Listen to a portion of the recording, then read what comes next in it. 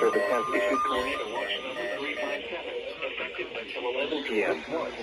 This watch includes the following counties in Illinois: Boone, Cook, DeKalb, DuPage, Kane, Kankakee, Kendall, Lake, McHenry, and Will, and the following counties in Indiana: Jasper, Lake, Newton, and Porter, and the following: Winthrop Harbor to Wilmette Harbor, Illinois; Wilmette Harbor to Northerly Island, Illinois; Northerly Island to Calumet Harbor, Illinois; Calumet Harbor, Illinois to Gary, Indiana; Gary to Burns Harbor, Indiana; Burns Harbor to Michigan City, Indiana; Lake Michigan from Winthrop Harbor to Wilmette Harbor, Illinois, 5 nautical miles offshore to Mid-Lake; and Lake Michigan from Wilmette Harbor, Illinois to Michigan City, Indiana, 5 nautical miles offshore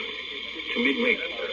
Remember, a tornado watch means the conditions are favorable for the development of severe weather, including tornadoes, large hail, and damaging winds in and close to the watch area.